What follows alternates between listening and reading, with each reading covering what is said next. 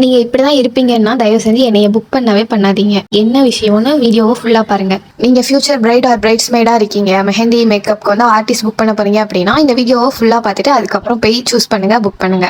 இந்த வீடியோ நான் பர்டிகுலர் இன்சிடென்ட்டை பத்தியோ இல்ல வேற பர்டிகுலர் பர்சன்ஸை பத்தியோ நான் மென்ஷன் பண்ணி பேச போறது கிடையாது. என்னோட ஸ்மால் பிசினஸை நான் ப்ரொடெக்ட் பண்ணிக்கிறதுக்காக இந்த வீடியோ நான் போஸ்ட் பண்றேன். உங்களுக்கு தெரிஞ்சவங்க இல்ல ஃப்ரெண்ட்ஸ், ரிலேட்டிவ், சரௌண்டிங்ஸ்ல யாராச்சும் ஆர்டிஸ்ட் வந்து இருக்காங்க, நீங்க அவங்க கிட்ட போய் என்கொயரி பண்றீங்கன்னா அவங்க அவங்களோட பேக்கேஜ் வந்து சொல்லுவாங்க. நீங்க வந்து தெரிஞ்சவங்க தானே, அதுக்காக வந்து கம்மி பண்ணி கேக்குறீங்கன்னா பண்ணி கேட்கலாம். அவங்களும் வந்து கம்மி பண்ணாம இருக்க போறது கிடையாது, அவங்களும் கம்மி பண்ணி தான் கொடுப்பாங்க. பட் அதையும் மீறி சில பேர் வந்து எனக்கு எக்ஸ்ட்ரா இவங்களுக்கு ஃப்ரீயா போட்டு விடணும், இல்ல இந்த மாதிரி இவ்வளோ பெரிய இன்ட்ரிகேட் டிசைனை வந்து எனக்கு இவ்வளோ பட்ஜெட்குள்ள பண்ணி கொடுங்க அப்படின்னு கேக்குறீங்க பாத்தீங்களா, அதுதான் தப்பு.